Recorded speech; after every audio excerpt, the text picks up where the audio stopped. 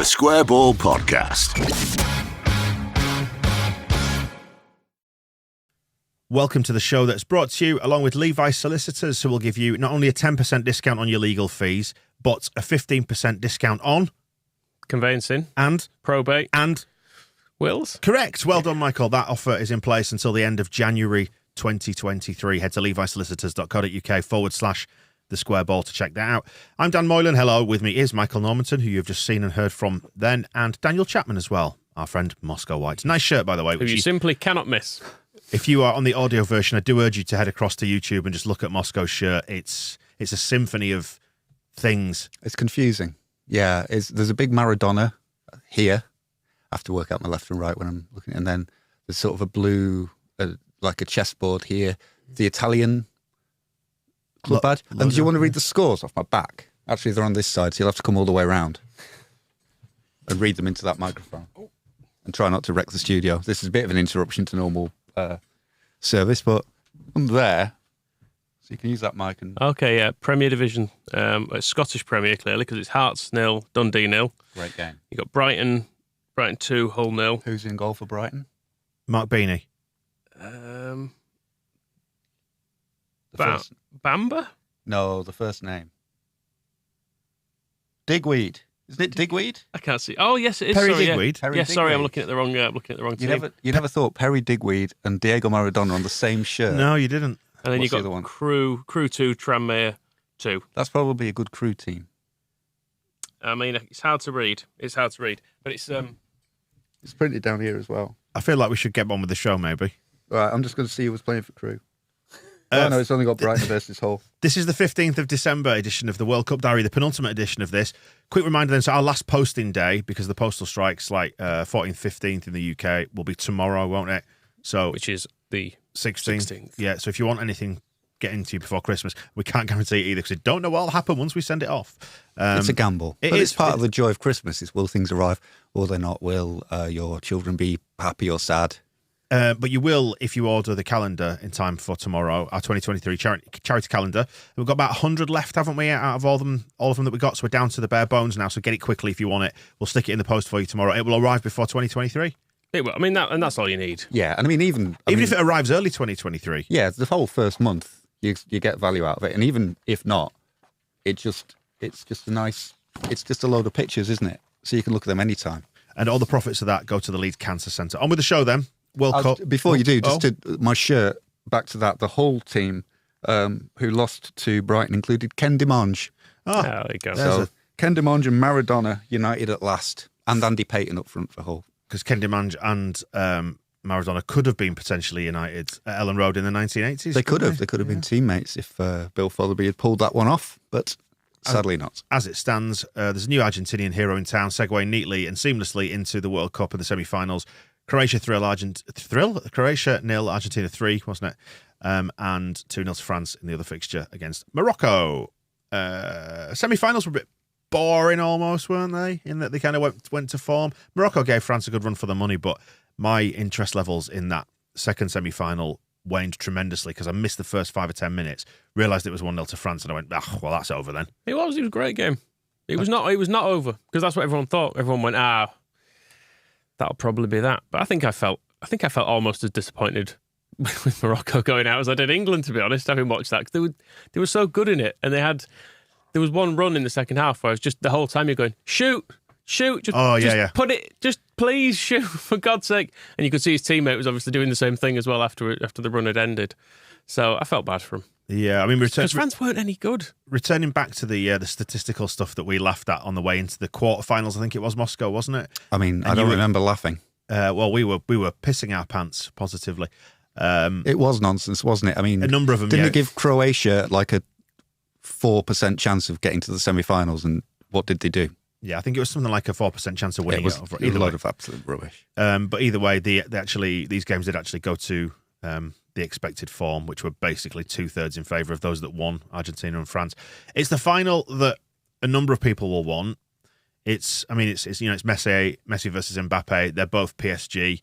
Qatar versus Qatar. Great for the headline makers over there, isn't it? Are you saying it's a fix? No, you said that. No. Michael Normanton? Probably not really, is it? But it's a bit boring. Yeah. When it was so tantalising to be Morocco, though, I don't know. I don't feel like you get a underdog story in a World Cup very often. Not one that actually goes all the way. Yeah. And sure enough, this is the same. Feels like a sort of a Marvel final does this, whereas you could have had a genuine Hollywood underdog story, couldn't you? That's the. Yeah. I mean, two teams with good players and that. So I suppose that's fine. Did you watch either or both of them, Moscow? And what did you make of them? Mostly the Croatia-Argentina one, and just sort of trying to wring every last drop of enjoyment out of Messi being around and playing at the top level, and wandering around with one poorly hamstring seems to be his thing. It's been quite, I suppose if you are looking for a plot, I guess the villain departed in Ronaldo, sort of skulking off down the tunnel, and then it was Morocco who beat Portugal, wasn't it? Yes. Yeah, so they've done that bit of heroism. They've served the world well with that. They did. And, Morocco have been great, and the story, but then it does feel destined. I mean, the only thing, before the World Cup, the one thing I could sort of think about that would make the whole thing worthwhile would be Lionel Messi winning the World Cup, because, I mean, he's not perfect in terms of like a sports person. He's bad in all the ways that sort of elite sports people are, but he's not Ronaldo, and he's really good.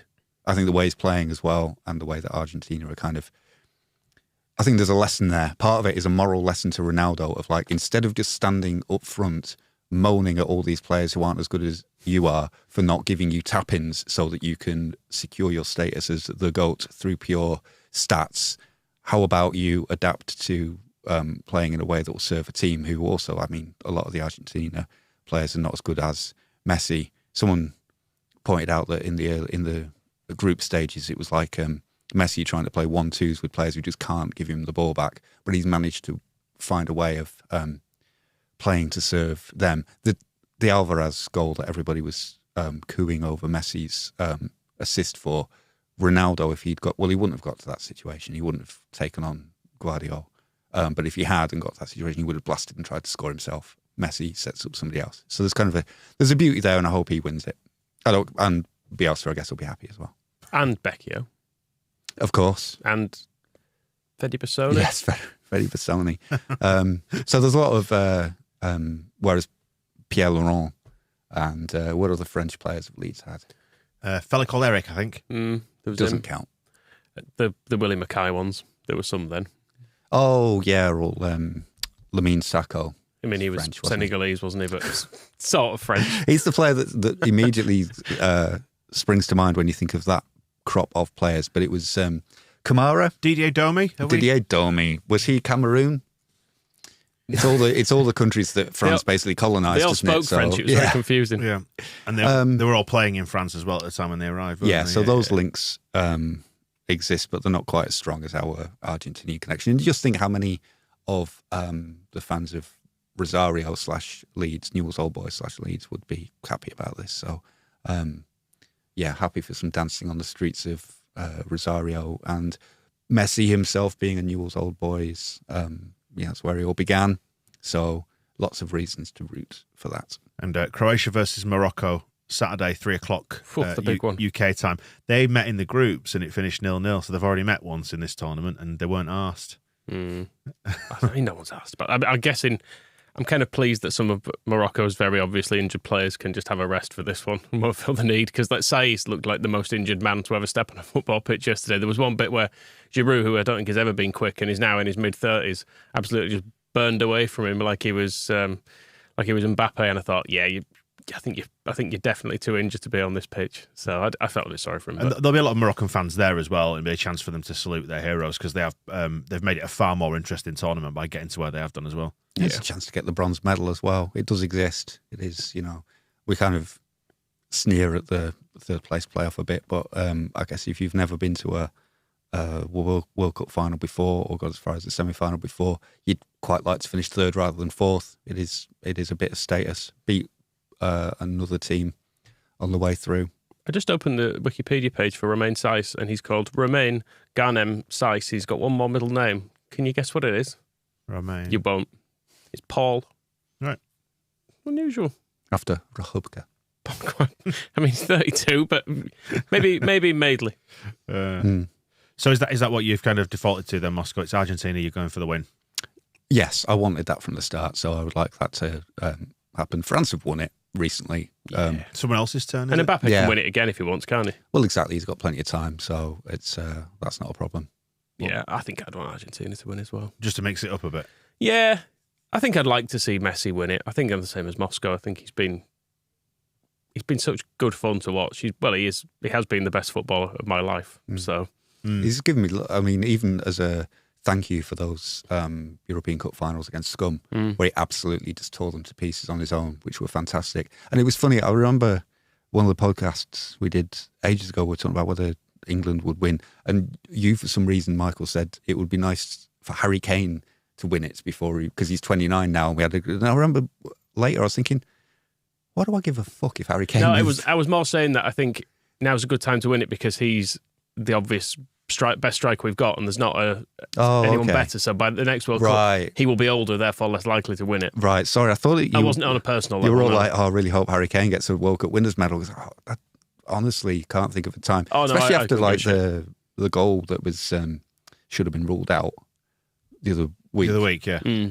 Like there were very few reasons why.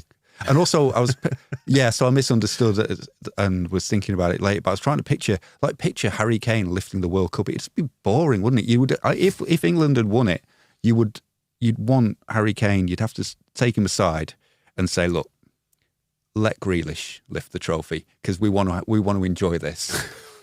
So you'd have to do that. Whereas if you picture Lionel Messi winning it, it's sort of like players who have given me a lot of pleasure because all the years when Messi was at his peak, Leeds were rubbish. So La Liga games were on TV over here at a very convenient time. So you would watch Leeds in the Milanic era dragging our way through a 0-0 against somebody, and it would be awful. And you'd be cold, and you'd be upset, and you'd go home, and then you'd watch Barcelona playing somebody, and Messi would be brilliant, and it would just be like, that's nice. I feel glad that I'm alive while that's happening. So, and when we play Spurs back at Ellen Road later this season, we've got a new target for singing "You Let Your Country Down." We're singing it to Harry Kane now. We can, which he has on many, many occasions.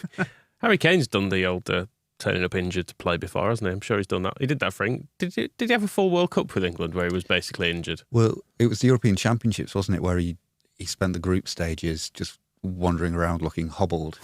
And then he got a lot better once he got into the knockouts, but there was that big attention on why doesn't he just piss off if he's if this is all he can do. But then, he came into his own later in the tournament.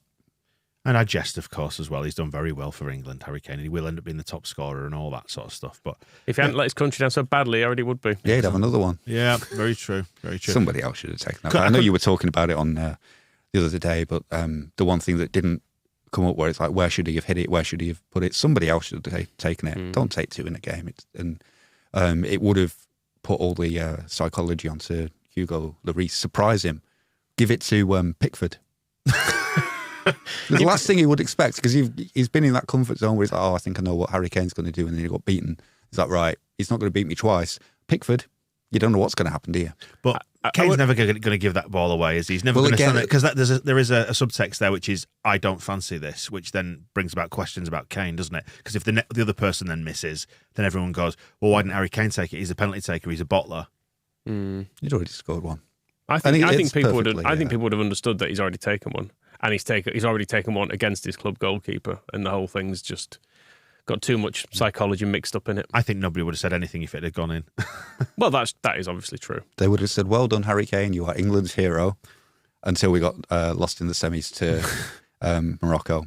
I do kind of wonder what would have happened in this country if we'd won a World Cup.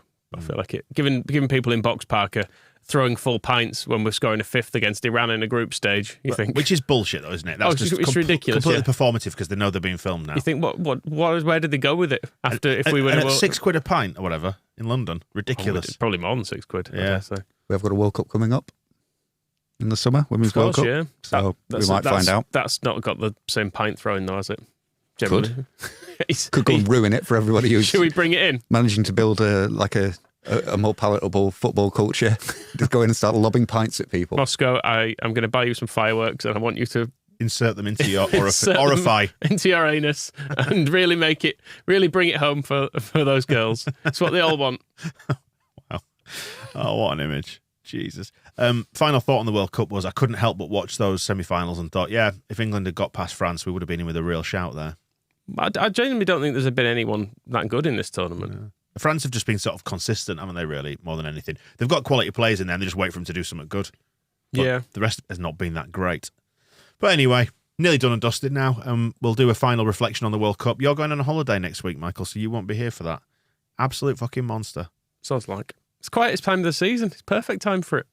It's before Christmas. There's no Leeds games. We'll have a word in the office after There's this. 2 Leeds games in a week. Not really. Yes. Are we doing a match ball from? No, because you're away. That's the only thing reason. preventing us. You were desperate to do one as well. Mm-hmm. Moving it on to the Leeds United games then. Let's talk Leeds United here and talk about Real Sociedad. We're playing them. Friday night fun at Ellen Road. Weather forecast says it's going to be about -2 at kickoff, which is quite chilly, isn't it? Everybody, boys and girls. I mean, this winter break, I will say, it's been quite good from a fanzine seller's point of view because we've managed to miss a month of the coldest bit of the season. So we've managed to not sell as many fanzines. If anybody wants one, by the way, get it online. Look at that on the video at least. It's £3 plus postage. It's an incredible bargain. They will be on sale at the Man City game as well. Yeah. And West Ham? And West Ham as well, yes. Good. So yeah, still plenty of time to get them, but they are beautiful. I mean, I know they're normally beautiful, but this is particularly exceptional. And listen. Oh, that's got heft. You've done it. Stop doing that. It's good. And a little bit of the... Oh, that's good too. What I will say about what does it smell like? This... Now, to be fair, I am a bit of a freak when it comes to smelling freshly printed stuff like paper and magazines. Yeah. It smells nice, doesn't it? I've often, because I've generally taken mags down to the ground, I've often have a little sniff. I have a carload that sits overnight, and then when you open the door in the morning, you just get a oh. It's probably like a load of adhesives and stuff that are making it unsafe to drive, but I'm sure it's fine. I was just going to say, like, not only has it been good from a fanzine seller's point of view because you haven't been freezing your little tits off. I think the break has been good from a psychological point of view because I've calmed down a lot compared to the usual ongoing background Leeds United anxiety that sort of just punctures my day-to-day existence when it's during the season. And it's been good as well because it's allowed all the injured players to get back to full fitness. Correct. People like Bamford, Firpo, people who were struggling before the break. Are thankfully now raring to go. And 2 weeks till the window opens. So we can go around that boring cycle again. And Somerville, of course, was in great form as well. So it's good for him to have who's now in a protective boot. A break from that good form he was in. Break might be the right word. Maybe he should play in a protective boot. Is that allowed? Probably not, but we can try. Mind you, it's a friendly, isn't it? You kind of make your own rules up for the friendlies. Like you can do like more subs or fewer subs or whatever it is. You don't have to abide by the normal rules. We could have pushed Bamford onto the pitch in an iron lung if we'd agreed it without Che beforehand. And said he's going to be up front. Calipers on his legs, like Forrest Gump. Bless him. Iron lung. It's only 2 weeks out for Bamford. Only 2 weeks. Yeah, and I suppose the upside is because he had this groin injury pre-Tottenham, and so he didn't miss any games apart from the Tottenham game. But yeah, so it's given him the chance to get fit until we sign a striker. Well, some exciting British links back to Sociedad from years gone by. Names on the sheet I've got in front of me: Aldridge, Coleman, Moyes. The legends of the game. Yeah, John Aldridge. We nearly bought John Aldridge back from Real Sociedad. He was before he went to Tranmere. This is 1989-90 season, and what the situation is now is that they have Alexander Soloth up front for them. Instagram's Alexander Soloth, as he's known, because he had the 3.5 million comments on one of his Instagram posts last year, making it the most commented post on Instagram by an athlete. Fans of Trabzonspor asking him to come back on loan, but he didn't go back on loan. He went to Real Sociedad on loan, which is where he is now, and he is of interest to us for 2 reasons. One, Fizzy Leipzig, yes. The Pig Leips from Germany paid 20 million euros for him and then decided he's rubbish. But So hang on a second, that sounds familiar. Red Bull Leipzig, 20 million euros, so and you being see, rubbish. So they're not exactly immune. They also it's the circle of life, isn't it, Moscow? Yeah, they throw big money down the toilet on a non-scoring striker, but he knows the system, so he could be worth keeping an eye on if we want to sign somebody. And if he's a broken toy now, might be worth it. Yeah, and there is unfinished business, very much in the way that Erling Haaland's father played for Leeds United. Sorloth's father had a trial in 22nd of November 1989. He played for Leeds reserves against Liverpool reserves. 5-3 win with Goran Sorloth, which Alexander doesn't really have the same ring as Goran. You need a good Goran around. But so his dad had a little trial for Leeds, so he's coming to Elland Road maybe to some unfinished business. It's got kind of a Game of Thronesy vibe to it, that, hasn't it? Goran Sorloth. I looked up the teams. We had Lindsay Hamilton in goal, who I'd never known was a Leeds player, and I keep now getting them mixed up with Lindsay Buckingham, who definitely did not play for Leeds United. But yeah, classic Leeds What did Lindsay team. Buckingham do then, for the benefit of anybody who doesn't know? They were weren't they in the sitcom May to December? Of course. It was either that or Ever Decreasing Circles. So in the team, Lindsay Hamilton. Welcome to our new international audience, by the way. In goal, Neil Parsley, Glyn Snoddin, Simon Grayson, Noel Blake, Brendan Ormsby, Mickey Thomas, Goran Sorloth with John Pearson, two big lads up front. Moscow, can I just ask why you're holding your headphones like you're doing Band-Aid? Dylan Kerr and Gary Speed, because it's Christmas. Jim Beglin and Carl Shutt off the bench.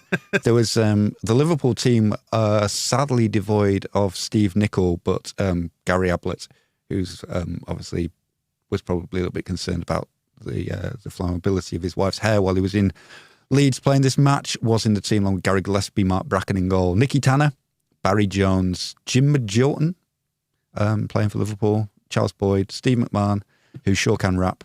It's about time he had an England cap. Mike Marsh, Wayne Harrison, Steve Harkness, who went to, on the theme of Ronaldo earlier, he went to play in Portugal for Benfica, and because he found out about the tradition of players in Portugal just having their first name on the back of their shirts, like Cristiano, perhaps. He had the shirt number 3, and above it was written Steve, which was great. And then Peter Samani and John Smythe were the subs for that posh lad Smythe.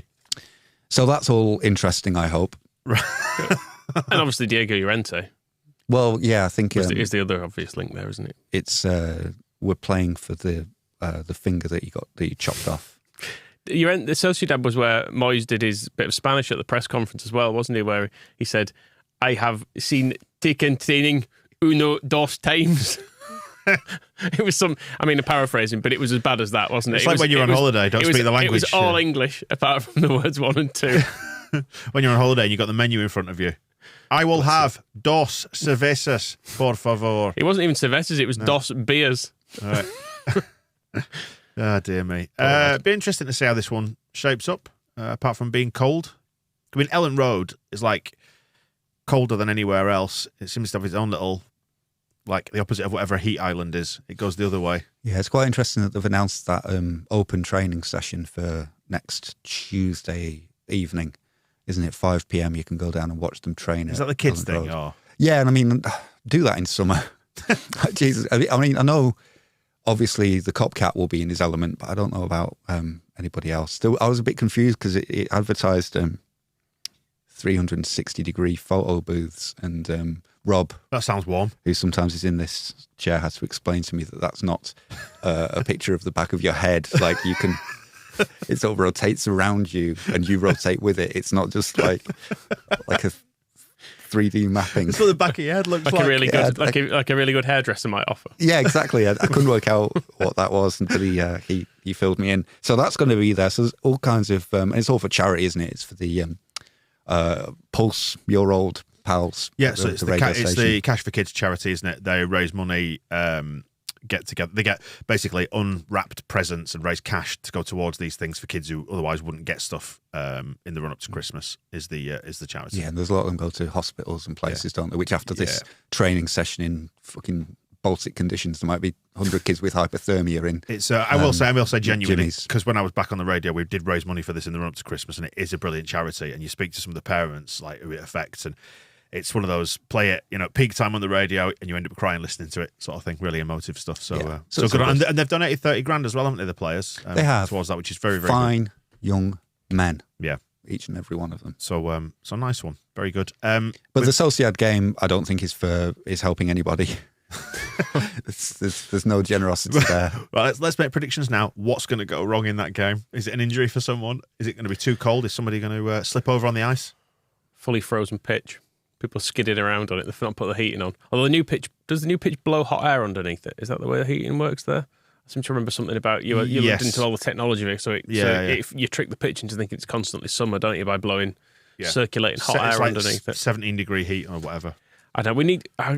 I've just for my own reassurance, I'd like us to be at least quite a bit better than we were in the last game, because the first half in particular was very worrying because we looked awful. Yep. And I know it's essentially a pre-season friendly and it's about fitness, yada yada. But come on, it's got to be a bit better than that. Yeah, I suppose. I was listening to Jesse Marsh he did an hour on NBC. He never. Tim Howard. Just an hour? Just an hour. And it was while he was in Valencia as well. So it was recorded during the training camp. He was saying that we're working on stability in defence. And I did think, I suppose, against Elche, we only conceded one. I suppose. So that's... I mean, they could have scored more. Yeah, but they didn't, so that's fine. So there was that, suppose. and about what to do. The other big thing is what to do when we're in the lead, whether we should be more aggressive or be less aggressive or do different things. I don't know. I wasn't really following. there was just a lot of words. Actually, I may as well go on this riff. You know how everyone's talking about like Gareth Southgate's future with the England job and whether he could transition into being a club manager because he's so well suited to what he does with the England team internationally seems perfect. Listening to Jesse Marsh, more and more I think like he should be an international manager and that maybe club management isn't... I don't think it even pushes his buttons because he kept talking about travel, how he loves to travel. And so he's up to 75 countries now. He's been to Peru and he wants to hit 100. And that's not really compatible with Premier League management. And he keeps saying, he likes this World Cup break because in Germany they have a break in winter where you can reset, and then the relentlessness of the Premier League compared to anywhere else where you're playing every week. It's like, it's insane. It's like, well, yeah, it is. And it asks a lot of you as a club manager. You're not going to be able to just go and chip around. At one point he said that he almost prefers being a mentor to being a coach. And I can fully understand that. And I was thinking about, there's a story of Southgate over the season where he went to Marcus Rashford's house and just had 3 hours with him, just had lunch and chatted with him. And I can really picture Jesse Marsh doing that, of like just going to a national team player's house and just being like, oh, well, let's talk through like, how are you developing? What are you doing? I'm going to send him to your house for 3 hours and see how you like that. Well, some people would probably dig it. And he has all these kind of like, these very high level ideas that don't seem to me compatible with the things that you have to do as a club manager. And whenever he's asked about transfers and things, he had it when he was with all the Red Bull clubs where it's like, well, I develop these players and then they get sold, but I don't care because that's just what Red Bull do. They come and they go, and he's not really involved. He's not like a Redknapp who's going to sign players for different positions. That's all taken out of him. So all his skills and all his enthusiasm and his passion seems really well suited to the things that people talk about Gareth Southgate bringing to like everyone dismisses. It's kind of dismissive when you say it's vibes and you create a good vibe, but it's something that has actually, when you think about England teams, the past, Rio Ferdinand talks about them when they were all paranoid and like in the hotel and like going mad because it was them against the press, and then the Dutch teams are always fall apart at tournament because they're arguing with each other, and Spanish teams have blown up once they get into a camp, and then England under Southgate is just like everybody having a good time, and all those things that Jesse Marsh seems really, really good at. And I do think he may be like, it's not to say that he shouldn't be working in club management because he'll do whatever he does at Leeds, but if he does get to the USA job for their World Cup. He could win the World Cup because I think he'd be really good at it. I think it might suit him better. I've got a quiz for you, boys. Go ahead. We've been linked with George Hall Mm-hmm. off of Birmingham City. Mm-hmm. Is he related to Dewsbury Hall of Leicester? Funny you should say this, because this quiz is it George Hall or is it St George's Hall in Bradford? I should specify the Bradford part because there's more than one St George's Hall in the UK. Looks like he could be the first January signing as well. There's a lot of noise around this. Anyway, was conceived in Redditch. Is that George Hall or is it St George's Hall? Certainly sounds more like George. Yeah, which one? The man, the human. The human. I'm going to go human. Correct, Michael. Yes. Born in Redditch, 2004. Seemed unlikely they'd make a building in Redditch and move it to Bradford. Is grade 2 listed? Is that George Hall or is that St George's Hall? I let Moscow take this one. He knows about history. He'll know if he's got any blue plaques on him or anything. That sounds like the building. Yep. Yeah. Correct. Regularly wears the number 35 on his outside. I use his in the sense of the building as well. Could be either of them. Does it have will the hall have a street number? Don't know. Could do, couldn't it? But I'm going to go man. Correct. Well done, Michael. 100% record so far. Regularly has 1,300 people inside it.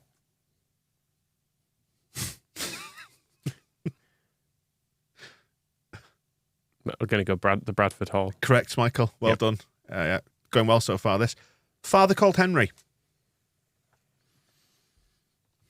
Henry Hall's a good name. Yeah. Sounds He'd like like to be called Henry Hall. Something out of like a... Shorten it to Hank. I can imagine like a 1950s film. Maybe Audrey Hepburn in it or something. Human or venue? You're going to go human, I think. Incorrect. It's the venue. Oh. Was designed by a bloke called Henry Francis Lockwood and his mate William Mawson. If you design something, do you father it? Yes. Okay. For the purposes of this quiz, yes. All right. You enjoying this so far? I've got one final question. Go ahead. We'll be in West Yorkshire in January. Do we want George Hall? I've no idea. Could be both of them. We've been linked with him for ages. Yeah. This goes back to last summer, doesn't it? Yeah. So we should probably just do it to quieten things down. And any young player that you sign from Birmingham is basically Jude Bellingham, so it's fine. And Mari Miller? Yeah. He'll come good. Fine. Good. Do you want him? Yeah. Just to make it go away? Do we apply that to everybody? I mean, he's 18, isn't he? So I assume he'll be not straight into the first team, but I don't know. Maybe he will. Has he been playing for their first team? Somewhat, yes. He's played He's played 18 games this year. So yes, actually, Sounds like quite a few. He has been in their team this season. Well, that's exciting, isn't it? Oh, there's been 18 Birmingham games, and the we played about Championship. 6. Horribly relentless. Never ends. And isn't Paul Heckingbottom at the top of it? Probably. The fact that we don't know. But it's really tight, isn't it? Have they been playing games? Yes, they're back underway recently. There's no need for it, is there? I think that's what drew my attention to it. I think it was Sunderland against Sheffield United or something. And I was like, why is this happening? Heckie's second, by the way. Oh, who's top? Burnley. Oh, it's Vincent Kompany's. The champ. Oh, look, there we go. Bloody hell, somebody's accrued 44 points. That's Burnley at the top of the championship at the minute. Safe from relegation in the Premier League. That's all we're aiming for this season, isn't it, about that? Bloody hell. We should have had Paul Heckingbottom, shouldn't we? We'd have 44 points by now. Have you seen who's bottom of the championship? Blackpool, the second bottom. I know that because I was reading about Jan Poveda. Yes. Do you know who's beneath them? Who's propping up the whole affair? Do you want a clue? I can't remember. Yeah. It's we'll be in West Yorkshire in January. Huddersfield Town. Are they bottom? They're bottom with 19 points. They're adrift. 6 points adrift, albeit with the game in hand, but still they're not going to win that, are they? That's funny. But finding poor old Tom Lees. But what is good is that they're returning to their natural level. I think that's it's important to find your level, isn't it? Yeah, but Tom Lees was so close to the Premier League. He deserves to be a Premier League player, and I can't believe Huddersfield are ruining it for him. Each and every one of those teams at the bottom of the championship can be horrible flashbacks. You've got Huddersfield, obviously the scene of many things. Then we've got Rahubka Blackpool. We've got the Wigan Easter games. We've got Hull sending us down into League One. Cardiff, our new friends. We've got Cardiff for many reasons. God, please let's not go down.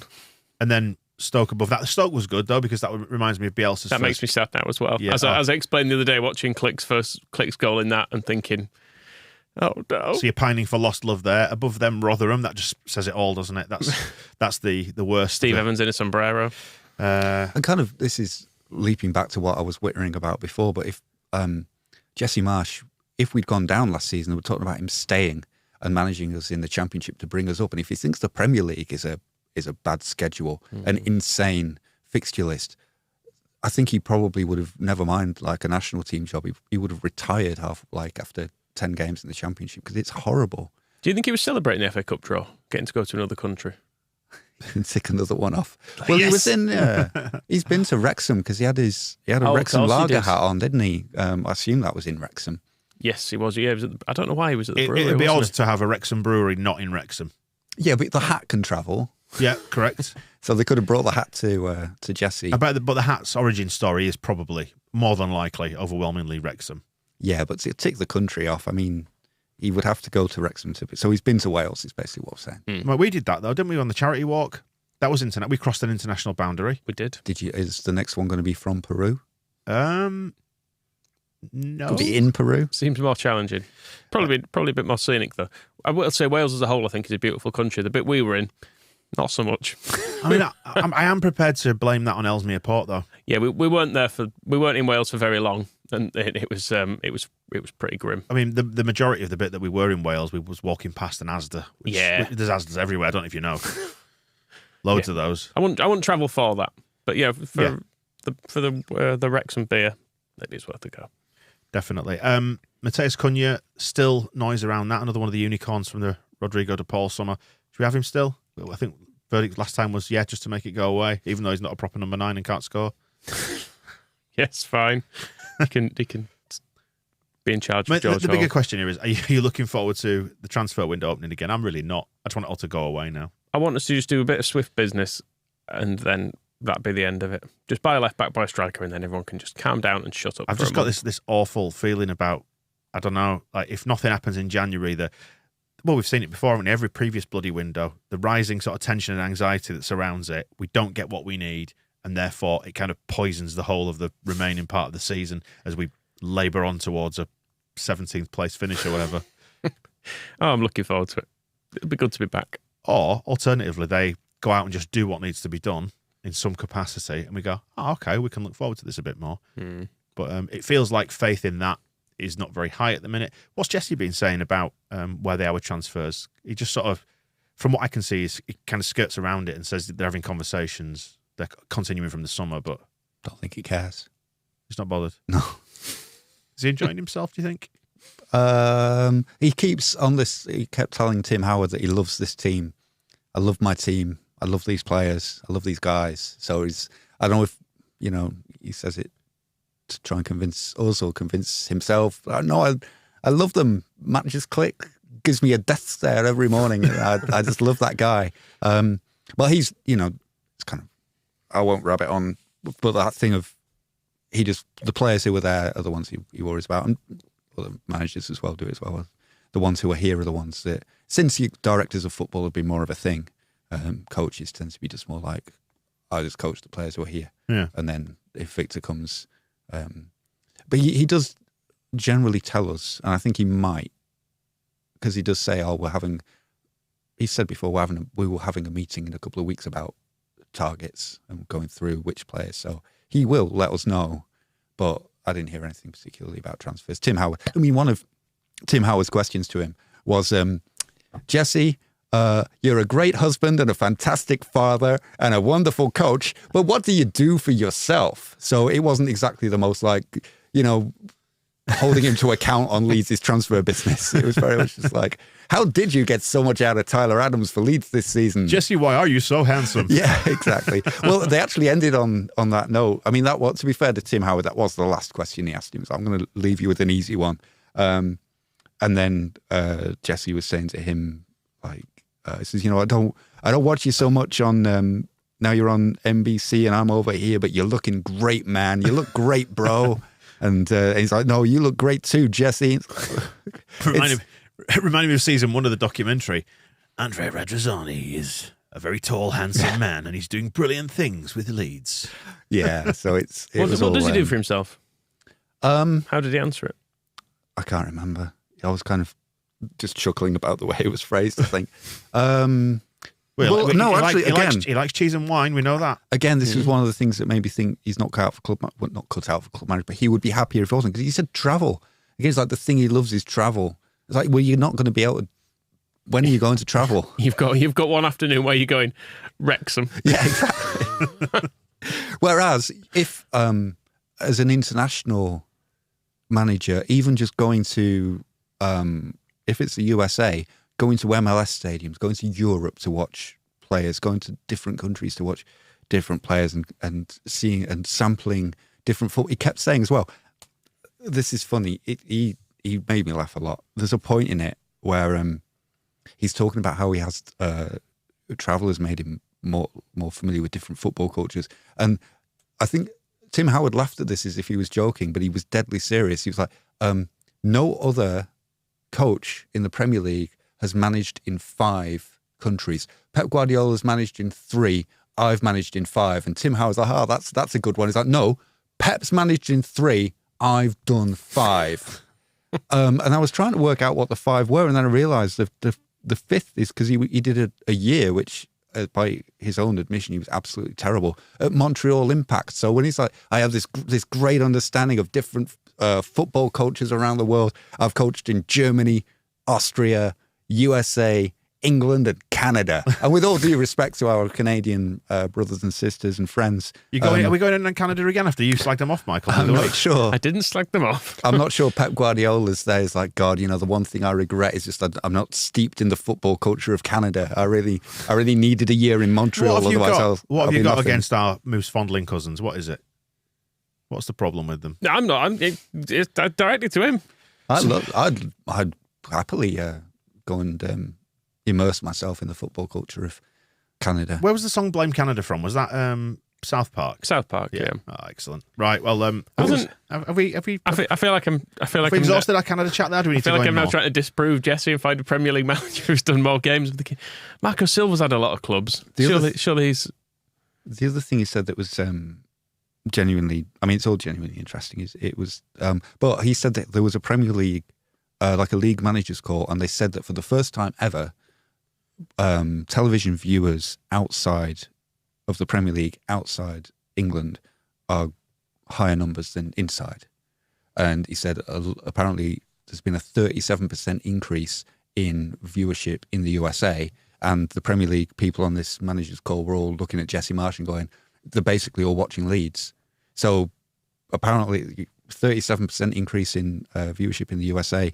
I think Marsh is quite happy putting it all to Leeds, but he was certainly told that like we are having a big influence on them, and that's a big number. I mean, that's percentages. Like if it was 3 and then it went up to 4, that's a 37% increase, basically, isn't it? So, but I think there's a few more than that. Peter Reid's done a few. I'm looking. I know he's not a current Premier League manager, but he's done obviously Did some international jobs. Did he do Thailand or something? He's done Thailand and Mumbai City. So there's 2.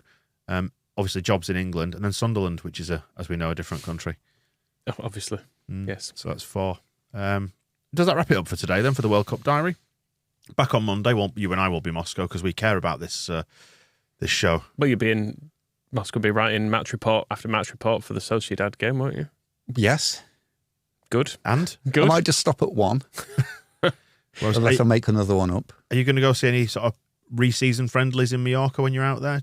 Ditch the family, go to the football maybe? Could nip over to Ibiza and see matches bogus. I could. Probably not though. Is Becchio still in a restaurant in Mallorca? I'm sure he was. Probably. Is that why you're going? I just got to track that down. He was certainly hawking off an apartment, wasn't he, for rent on Airbnb or whatever? So where do you think I'm staying? Stalking the man. It's good to hear. I think that wraps it up. Unless you have anything to add, Moscow? All done? I've waited on enough. I'm sorry. True to form.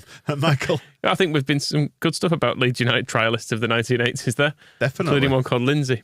Well, this has been fun. Let's do it again sometime. Not you, though, Michael. We'll be back on Monday, Moscow, you and I. I think Monday, what should we say? We could even do Tuesday. It doesn't really matter, does it, anymore? Let me know. Just tell me where I've got to be and when. We'll speak to you later.